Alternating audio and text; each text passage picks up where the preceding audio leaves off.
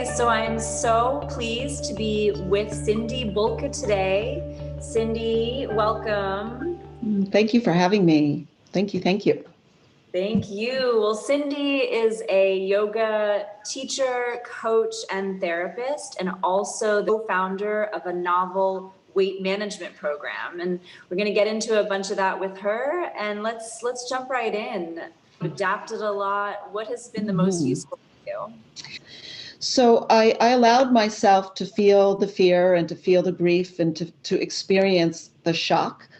And then I started thinking about, okay, what next?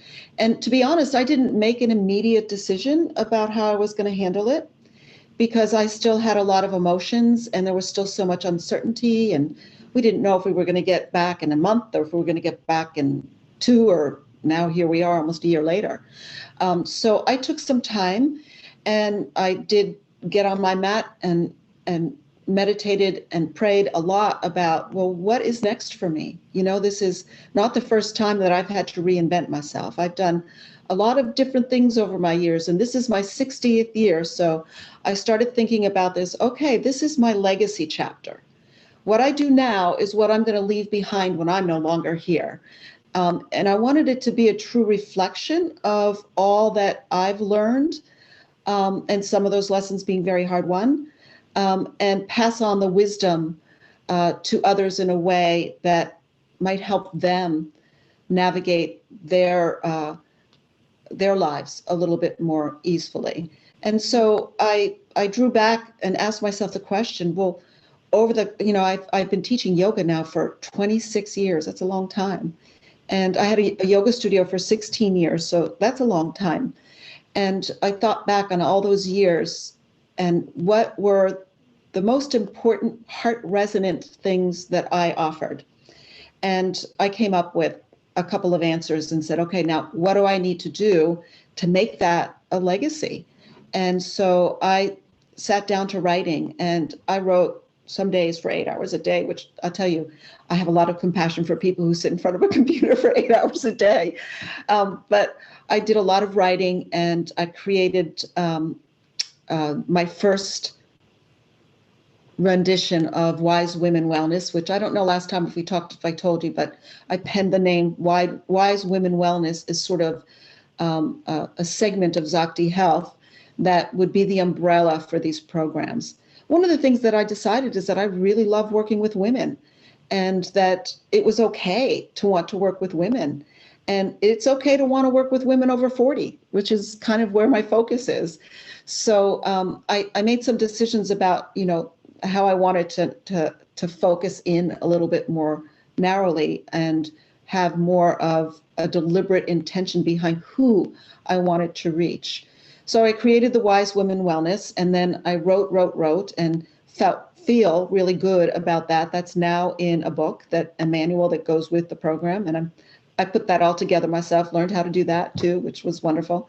Although I will say that there's been some grace fallen down from the heavens for me, of people who have just shown up to support me, like you, in really wonderful ways. So it's, when you're aligned with purpose and passion, the universe just sort of unfolds for you. Well, I feel like that's where I am. And I think the reason that I got there was because I was willing to humble myself, and I was willing to do scary things, and that I had faith in that this is something meaningful for the world, not just for me, but for the world. Yeah, no, that is so inspiring, Cyndi. And I love that at 60, you saw this all as an opportunity to reinvent yourself once again, and to about your legacy and how you could make your teachings available in a new way. I think that's really inspiring. Yeah, thank you. So what came out of this time, and what are you then looking forward to in 2021? What came out of the Great Reset, as I like to call it? Okay. And that happened to me, that I think commonly happens to people, is that, when something dramatic like that happens and the bottom just kind of falls out from under you, there's this panic feeling, right? And in the feeling of panic, which is a very reactive emotion, we tend to want to move fast to fix it, make it go away. So what I had to do was sit with the panic and sit with the fear and sit with the sadness. And because, to be honest with you, I had closed the yoga studio. It's been about 6 years now, I guess. I went back to school to train to be a coach. And then I relaunched another rendition of myself. And it had just literally just gotten to the point of where I had set my intentions when I first opened it. And I told my partner, I told him, I said, right before everything happened, when it was on New Year's Day, when we were talking about what happened the last year and what did we want to intend for the next year. And I said, I'm just so happy and so grateful because I reached the goal. I'm there. I have as many clients as I want. I have the income that I set upon. And then less than a month later, we got the news. And then 2 weeks after that, the bottom dropped out. So there was disappointment there too. And I knew from my life experience that I had to sit with all that difficult emotion first, because you can't find clarity when you're in that space. Yeah. And that kind of energy just doesn't go away on its own. I think you have to engage with it and you have to let it flow out. You have to let it have its due. And I did find after I did that, which included some, crying jags and some, days where I didn't want to get out of bed. And I mean, it included all that, but I didn't deny myself that. I knew that was only temporary. And that actually, if I gave myself the time to process that I'd actually have the energy to decide what I wanted to do next, to have the clarity of heart and mind and move forward. And that proved to be a good decision. That is so well said. And yeah, I'll just briefly share. I had a similar experience where I think teachers, when we hold the space for others, I know I went immediately into, I've got to hold the space for my students. And I didn't give myself that time to process and feel. And as a result, in the beginning, in like March, April, I remember these waves of grief would just hit me and I would be floored by them. And it wasn't until I did exactly what you just suggested that things started to that I started to actually be able to sit with all that was and see it as it was. And that allowed me to be a better teacher for the students here. So that was so beautifully said. Well, when things happen like this and we understand that it's just part of what we're meant to learn, right? And I think that a lot of good things are coming out of the pandemic. I had a client yesterday that I was talking to, and she has so many challenges in her life right now. She lost her job. She's supporting a mother who has severe dementia.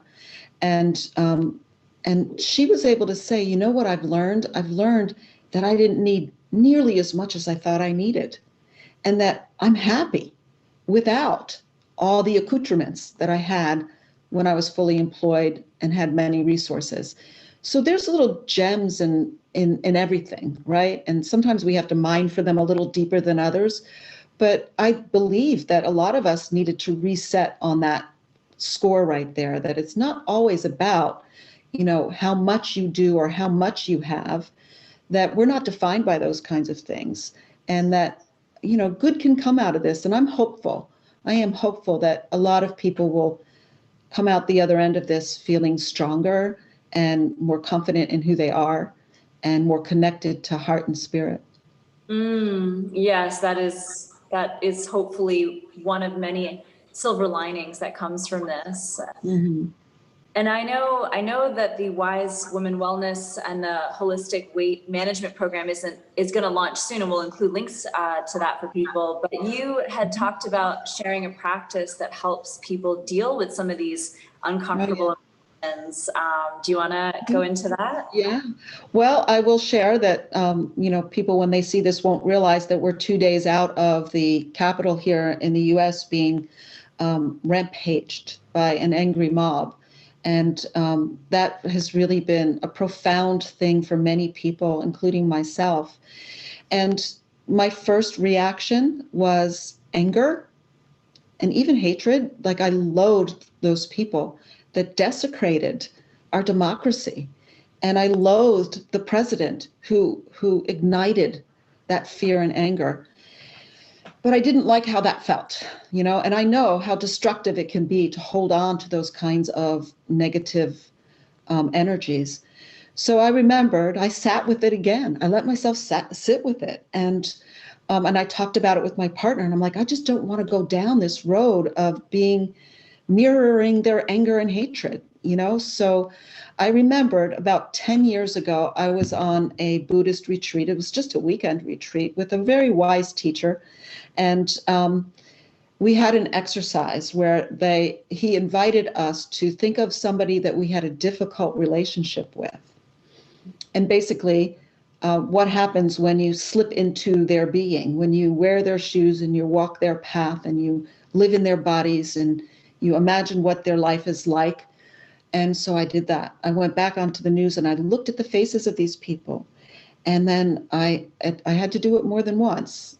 And I probably will need to do it again. But I allowed myself to have that experience. And it's been good. I mean, I'm not angry. I'm not losing sleep over it. The first night I did, I'm able to focus on other things. I'm able to cultivate faith that things are going to heal and that it's going to be okay. So that's a valuable lesson to pass on. And it doesn't have to be quite as big, but it can be, it can be with your spouse. It can be with your neighbor that you're disputing over the fence, Yeah. But to take a walk in someone else's shoes, literally, and do that as a meditation was profound.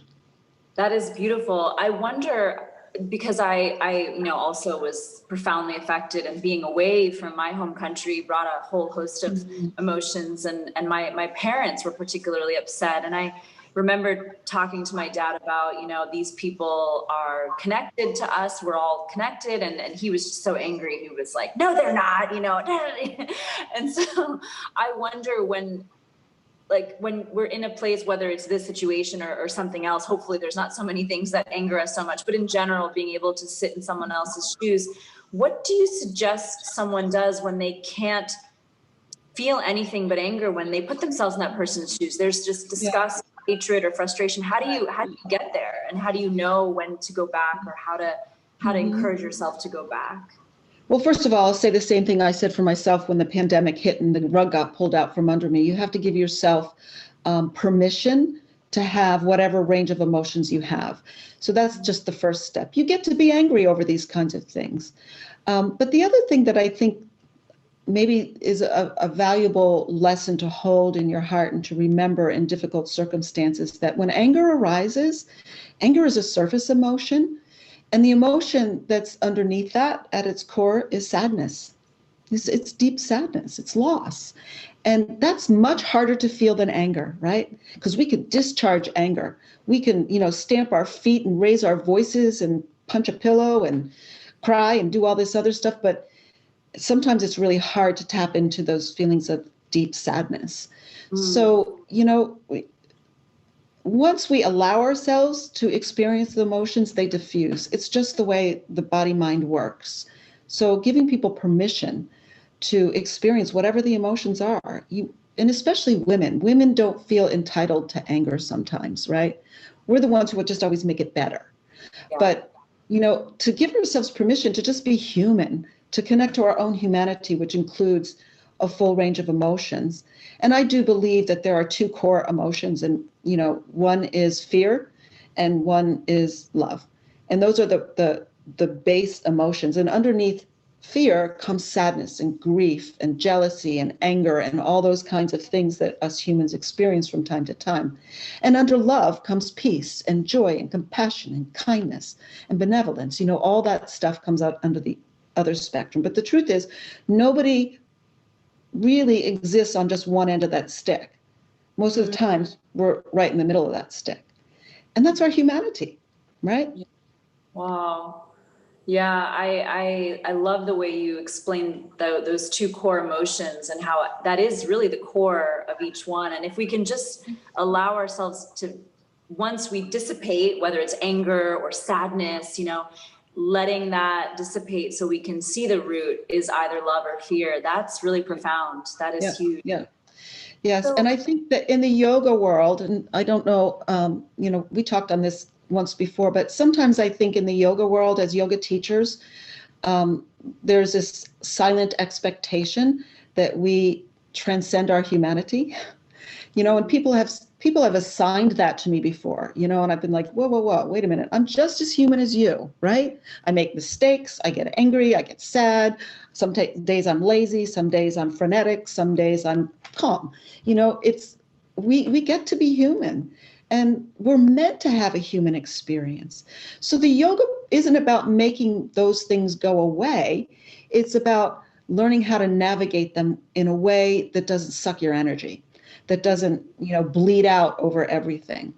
Yeah, that is so true. We talked about that when we were both feeling like it was just so overwhelming to try to learn a whole new way of conducting business. Who are we if we're not retreat leaders and yoga teachers in person, and being able to navigate that on top of just what was going on in our own lives. Yeah. Yeah. Wow. And there's things we can let go of too, right? So when we have a big ball of something, there's always something that needs to let go too. So when I was looking at how am I going to reinvent myself, I actually have been a body worker for the last 11 years, and I decided to retire my hands. And I know that that's going to disappoint some people, but I felt like if in all the things that I do, that's one thing that is very energy intensive, right? And if I'm going to do this new vision, I need that energy. So I had to let go of that, even though I know I'm going to disappoint some people and I know that I'm going to lose income over it, but it needs to let go. So that's another thing that I would pass on to people, is that it's not always about what you need to take on. It's also about what you need to let go. Very true. Very true. And being able to, sometimes we're forced to let something go, like with many of us in the situation. Yes. And learning that, like you said, this is actually happening for our growth, for our evolution. Yep. Oh, that's incredible. So when you do come to the Azores, which will be at some point in the near-ish future, Yes. what are you most looking forward to when you come here for your retreat? Well, to meeting you in person, because we've Oh, had some great conversations. But, I've traveled for the last, I think I've been doing retreats for about 15 years now. And I travel, many of my students come to many of my retreats. So, and we haven't been together, now it'll be 2 years by the time that we get there, since I've seen some of these people. So reconnecting. And then one thing about the Azores that really appealed to me, which is why I sought you down, was that it seems to be one of the last places in the world that's unspoiled, right? So when I did my research about not just your facility, but the Azores in general, there's a sense of wildness about it still. And then I looked at many retreat centers and hotels and different things that we could do.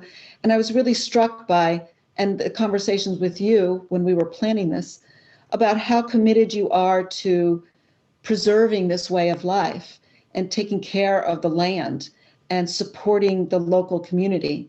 And I just think that that is the way of the future. I think that these things are worth preserving. So I like to take people to experience that, and to also, infuse their resources there too. They take away a memory and lessons and experiences, but we also leave something behind. So, and I always love that, right? Teaching retreats, and you know this because you do it too, you get to bear witness to some transformation going on, right? And I miss that. I still get to see it, virtually, but there's something different about being in proximity to that, like physical proximity, because I can feel that energy. It's harder to feel virtually. So I really look forward to having, my group of people there. And by the way, I think that I have enough people to do a second one, which I would love to talk to you about. People are itching, they're just looking forward to it. They really are. And by the way, thank you. I love that you felt that our commitment to everything you shared. Yeah. I love that came through, and we're so excited, and we miss our groups. Oh man, this is why I wanted to do this series. I really missed having our groups and witnessing those transformations and supporting people in a space that, you'll see it and feel it when you're here, but this place has a very magical volcanic energy because it's on the intersection of three tectonic plates. Oh, wow. And it's volcanic ridge, and it's active volcano. I mean, the earth is alive here. I mean, it's alive everywhere, but you really feel it here. No, I can't wait. Yeah, and when we go into hot springs and when we go on hikes and when we get to just taste food that was cooked in a volcano, I mean, I think that that's a really supportive way for people to Yeah. be on their transformative journeys. And so Right. I'm really honored to be receiving you and to finally meeting you in person. And Oh, so me too. I can't wait. where can folks find you online? We're going to include all your links, but do you Okay. want to let people know where they can find you, your Well, website and your I think the best thing to do right now is to go to my new website, and it's www.zaktihealth, Zakti, and that is a Sanskrit word for the power, the potentiality of change, right? The power of change. That Zakti energy that moves you forward and helps you manifest, your visions and your heart's desires. So zaktihealth.com. And on that website, there is a page for Wise Women Wellness. There's a page for retreats. There's a page for yoga programs that includes, weekly live streaming classes right now. And once I get my room soundproofed, I'm creating a library of yoga classes and meditations on the therapeutic side. So they're really accessible no matter where somebody's at physically, or age-wise. So there'll be a subscription library pretty soon for people. And, a lot of my studies as a body work overlapped with my studies of yoga, so that I do teach a very therapeutic approach to yoga, a healing approach to yoga. So I look forward to that.